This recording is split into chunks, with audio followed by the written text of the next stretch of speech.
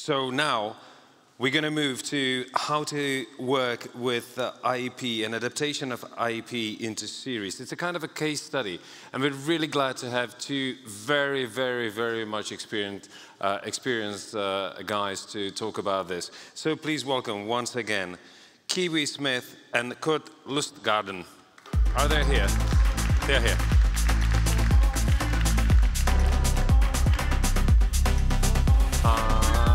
Hello, once again. So sit down, please. So I'll make the very short introduction. So maybe you've been here when Kiwi was here. So once again, I'll do the exquisite presentation. A shorter version, no. So Kiwi co-wrote the films Legally Blonde, 10 Things I Hate About You, She's the Man, Ella Enchanted, The House Bunny, The Ugly Truth. She's worked for Netflix with the series Trinkets, the multi-Emmy winning series. She worked with Fox, Paramount, HBO Max, Universal, Amazon Prime. And now we're going to talk about Misfit City, which is originally a graphic novel, who she co-wrote with Kurt. And Kurt is an award-winning commercial director and screenwriter who worked with Amazon, Universal, HBO Max. He is also, and this is, I think it's important, he's preparing his feature debut where Kiernan Shipka should play. And Kiwi is also working on the project too. And one fun fact, and I really like that, Kurt was studying in American University in Washington, D.C., and also at FAMU. Yeah. Yes. So thank you both of you for being here. Thank you very much.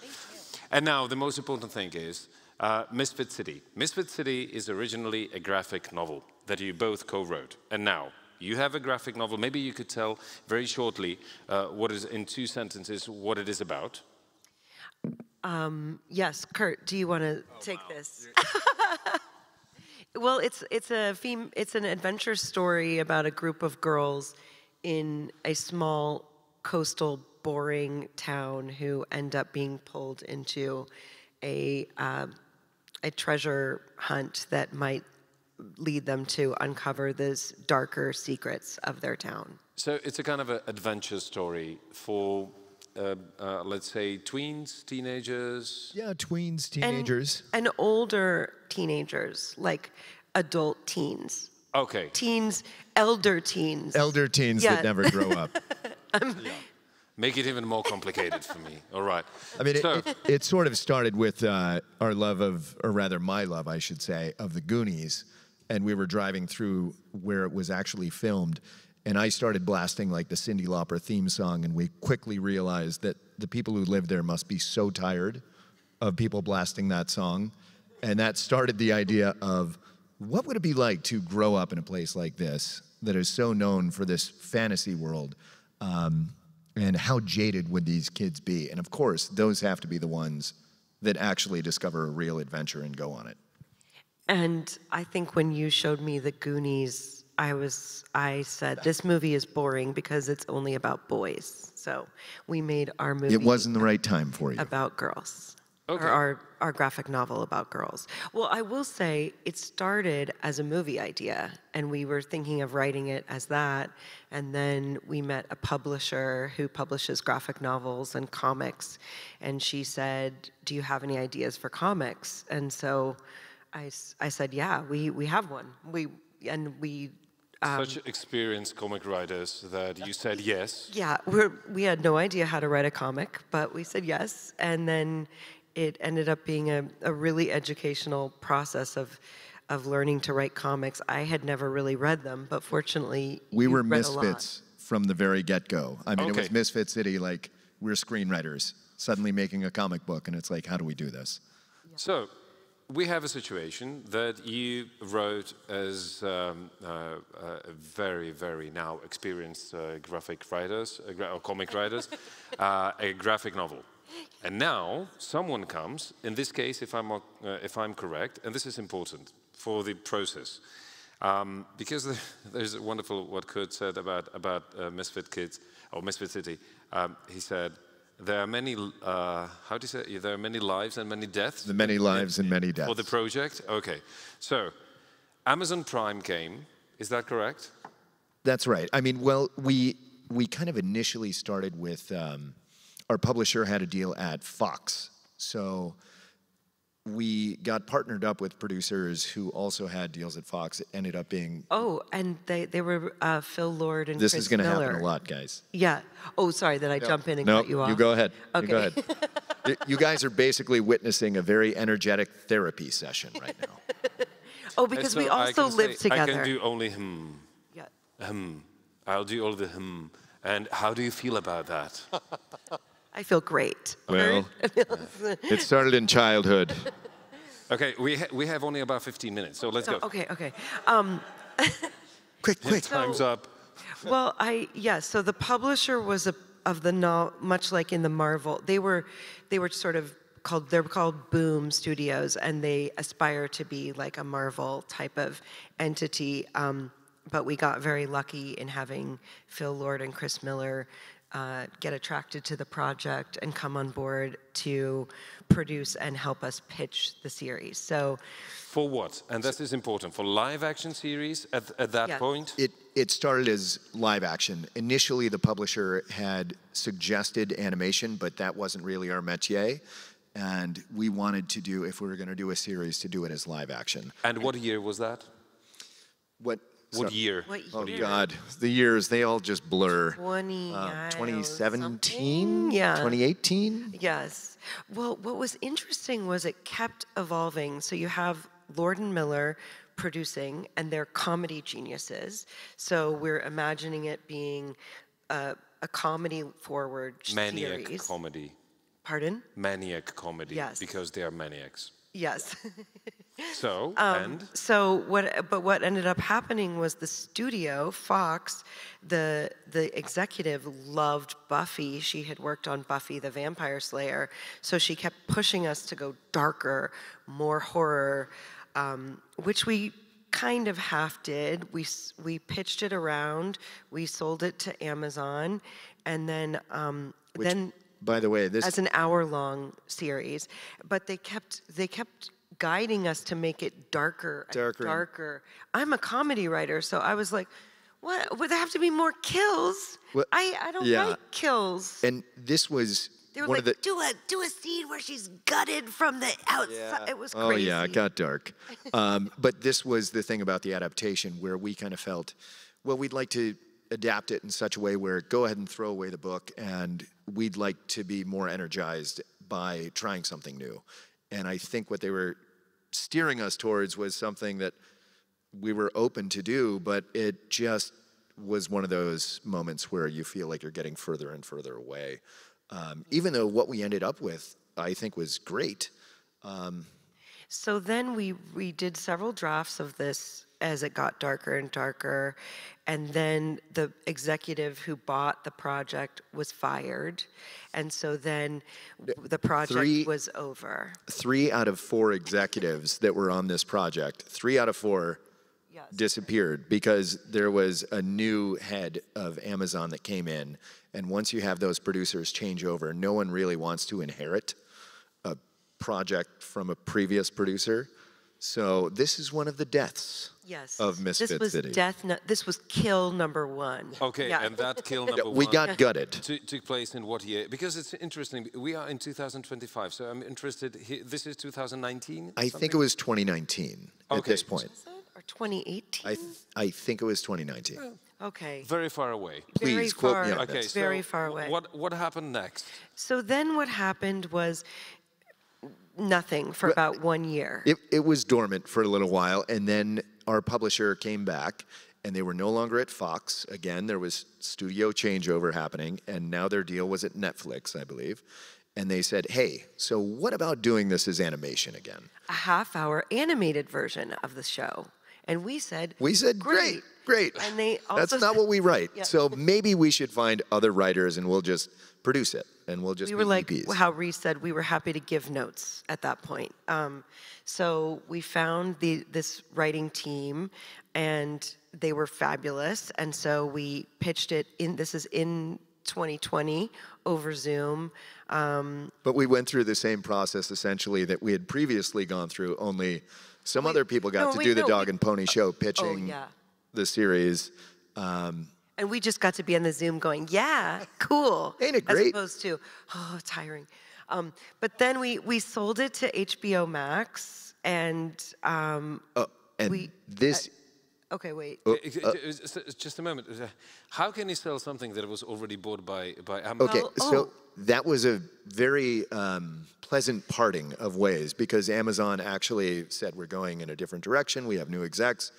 You get all the rights back. Okay. Well, here's they revert the key. to you. So we got everything back. Well, no. Here's the key. The important Okay, thing is because they didn't have to buy our script because we were no longer writers. They could just re-option the book, so it was free and clear in that way. Yeah. So it was starting over. So it's 2021 or something. It's 2020. What? 2020. 2020. 2020. Late 2020. And we are now, maybe in 2020, we are with HBO Max. Yes, we pitched it all around. Everyone passed except for HBO Max raises their hand. It might have been 2021. But the crazy thing, maybe it was 2021. Yeah. The crazy thing was there were 5 executives who bought the series for HBO Max. I think that number is fuzzy. You think it's 3? It was a kids executive, an animation executive, a family executive, the crazy a young thing adult is HBO Max. It was a lot of people on the Zoom. HBO Max came in and said, we love it. However, we would like you to pitch it again because we want the young adult department to hear it, the animation department to hear it, and like the live action, like children's programming, because all 3 departments want it, and we're trying to figure out what it's going to be. So then we sold it as an animated series, and the writers, Hannah and Caitlin, wrote a great script, half-an-hour animated series, and then they got it and they said, we would like to make this a live-action series.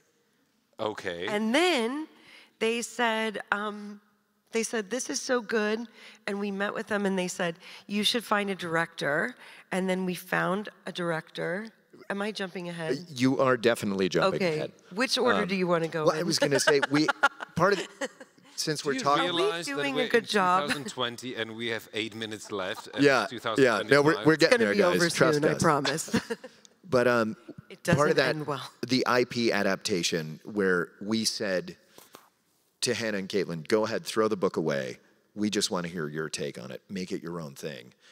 And they just came back and said, we actually think it's got all the bones. It's already great. We don't want to change a thing. But they went forward, and HBO loved everything that they were doing. They had to develop a story area, which is this kind of obscure insider talk, and it was something that none of us really knew what it was. We had to research it and find out what a story area was. But they proceeded. They wrote a great script. Then HBO Max said, as you said, then what? Find the right director. Find a director. They gave us one name, and I called that person, and he said yes. And then the writer's strike happened. What year was that? 2024? 2 years ago now? Yeah, 2023. 2024. Yeah. Okay. So then they said, we're feels like not 2 years making any more shows for the writer's strike. Wow, you jumped through that so fast. I did? Yeah, because we have only 7 minutes. Yeah. So Well, so my question. Okay. yes. So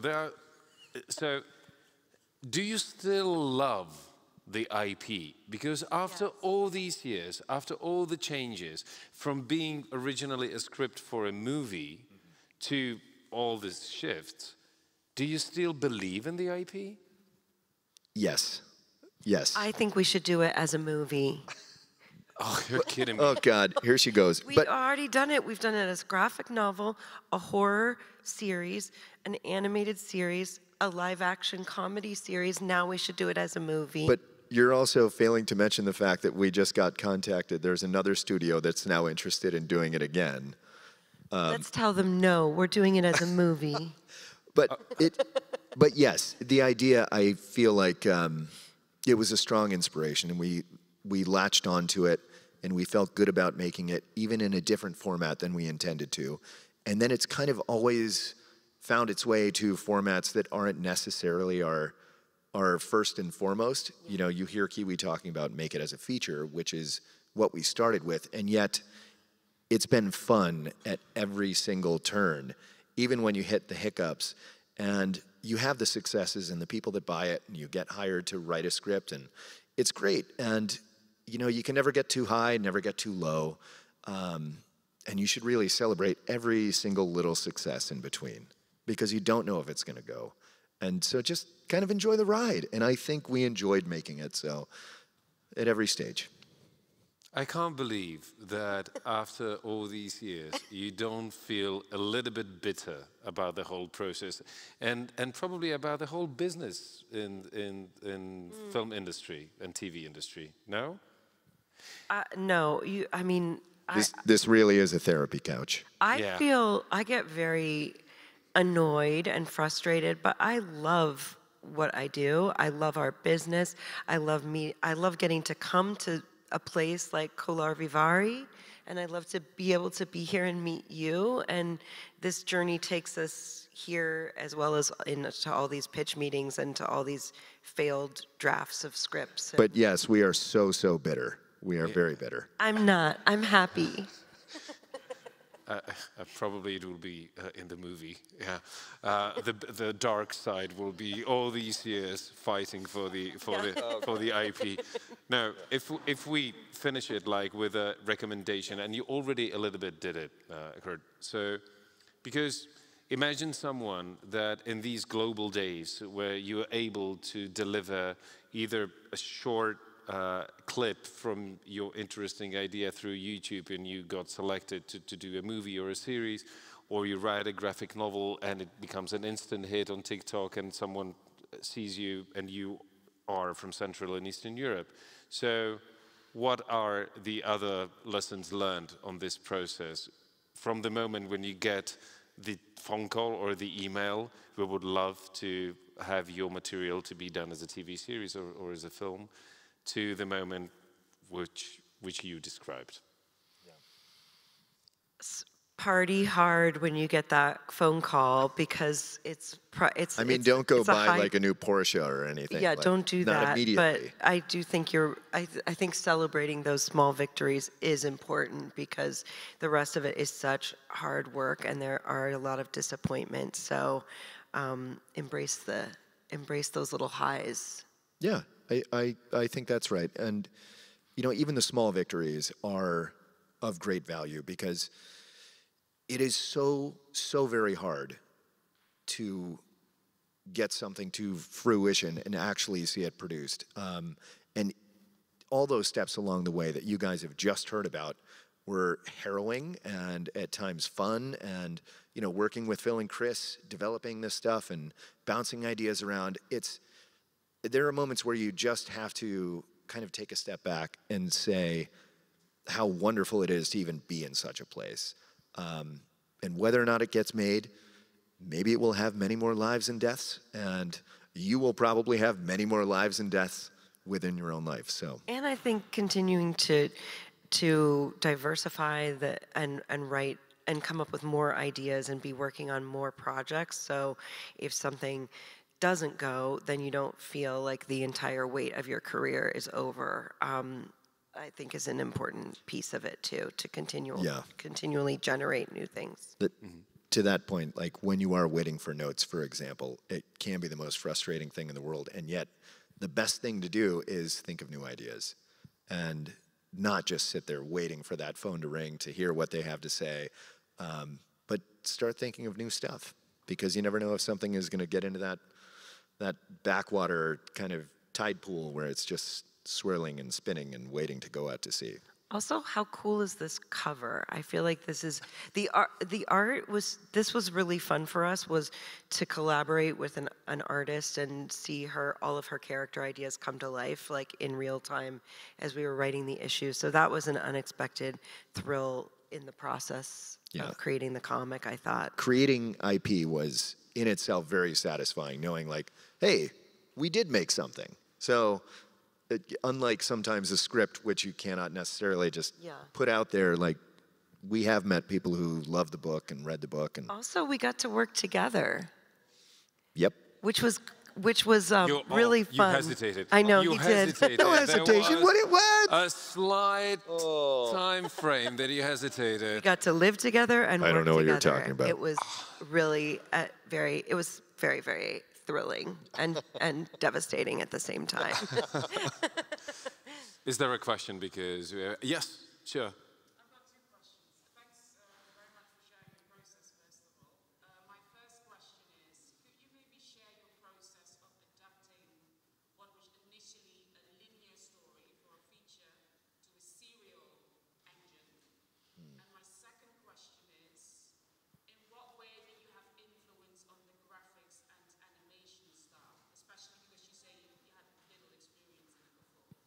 Yeah. Sorry, and you mean for the graphic novel or for the potential animated series? Both. We never made. Sorry. Did you all hear the questions? Yes, no? Did you guys hear it? Okay, so the first question was about the process of adapting from a graphic novel to the series or potentially a film. And the second question was about the involvement in the graphics, either of the graphic novel or for the potential animated series. So yeah, the adaptation process. I think writing it as a series of ongoing comics was very helpful to us in terms of then translating it into a television series, since you're trying to come up with a lot more character relationships and different stories that will motor you through issue after issue, which was how it was initially published before it was all put together as a novel. And just to plug the novel, it is going to be reprinted and will come out this Christmas if you want to collect all issues in one. Shameless. Well, but exciting. No, very exciting. And I think you were also going to touch upon the idea that the feature version we had largely discussed in terms of character types that we wanted in the feature. So it was kind of a very loose outline before we pitched it to the publisher. So when we adapted it into the graphic novel, we had solid character bases. Like, we knew who we wanted to start with, and from there we could really kind of grow the story into a serialized version. And then I believe your second question. We never got to really develop it as an animated series, but we did get to work closely with the artists for the comics. Yeah, and the illustration, part of what we had to learn in terms of the graphic novel format was you are breaking each page down shot by shot. So it's like panel 1, it's going to be a 2-shot, it's going to be Dot and Wilder, over Wilder's shoulder. You're essentially like, I come from directing commercials, so I'm thinking of it as a shot list, and then we are breaking down the dialogue as far as what we have to get across in each of the panels. And you might say this page is going to be a 6-panel page, or it's going to be one full panel. And so we work closely with the illustrator, but honestly, the character designs themselves came from Naomi Franquise, who is incredible, and that was a wonderful collaboration for us. We have space for just one last question. So if Thank you, by the way, for those questions. Anyone there? Anyone? If not, my last question is this going to be, after you do the movie with Šipka, is this going to be your next project? Like, you feel like, let's make it like really happen. Let's do it. It's like, it's the time. That's such a cool idea. It's a very good idea. Oh yes, my God. The answer is yes. Yes. Okay. We made a movie together tonight.